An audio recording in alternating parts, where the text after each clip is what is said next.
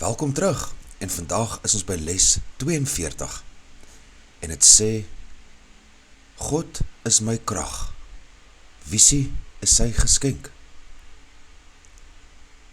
Vandag se idee kombineer twee baie kragtige gedagtes, beide van groot belang. Dit beskryf ook 'n oorsaak en gevolg verhouding, wat verduidelik waarom jy nie kan misluk in jou pogings om die doel van die kursus te bereik nie. Jy sal sien, omdat dit God se wil is. Dit is sy krag, nie jou eie nie, wat jou krag gee. En dit is sy geskenk, eerder as jou eie, wat jou visie gee. God is inderdaad jou krag, en wat hy gee, word waarlik gegee. Dit beteken dat jy dit enige tyd en op enige plek, waar jy ook al is, en in watter omstandighede jy jou ook al mag bevind, kan ontvang.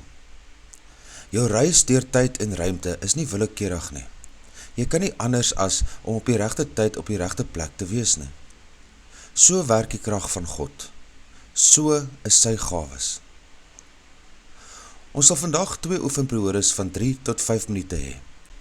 Die een so gou moontlik nadat jy wakker geword het, en die ander een so na as moontlik aan slapenstyd.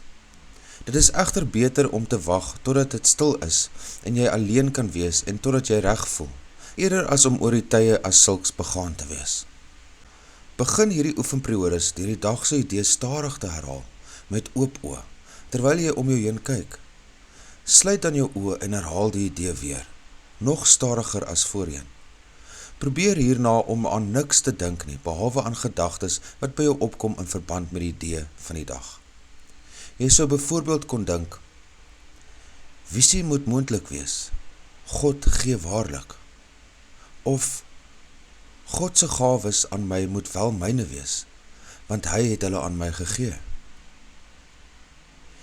Enige gedagte wat duidelik verband hou met vandag se idee is geskik. Jy mag trouwens verbaas wees oor die hoeveelheid insig wat met die kursus verband hou, wat sommige van jou gedagtes bevat. Laat hulle kom sonder om hulle te sensueer, tensy jy vind dat jou geestesdenke bloot afdwaal en jy duidelik irrelevante gedagtes laat binnekom het. Jy mag ook 'n stadium bereik waar dit voorkom of geen gedagtes in jou geestesdenke opkom nie. As sulke sterings voorkom, kan jy jou oë oopmaak en die idee weer eens herhaal terwyl jy stadig om jou heen kyk. Sluit jou oë, herhaal die idee nogmaals en gaan dan voort om na verwante gedagtes in jou geestesdenke te soek.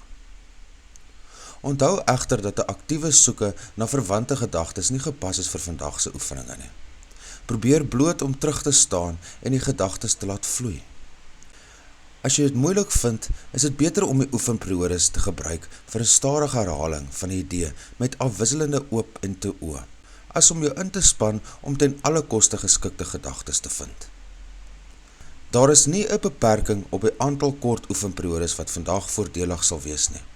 Die idee vir die dag is die eerste stap om gedagtes saam te voeg en jou te leer dat jy 'n verenigde denksysteem bestudeer, waarin niks ontbreek wat nodig is nie, en waarin niks wat teenstrydig of irrelevant is, ingesluit is nie. Hoe meer dikwels jy die idee gedurende die dag herhaal, hoe meer dikwels herinner jy jouself daaraan dat die doel van die kursus vir jou belangrik is, en dat jy dit nie vergeet het nie. Dankie dat jy hier is. Onthou om die les te oefen. Vergewe, sien anders, leef in lig.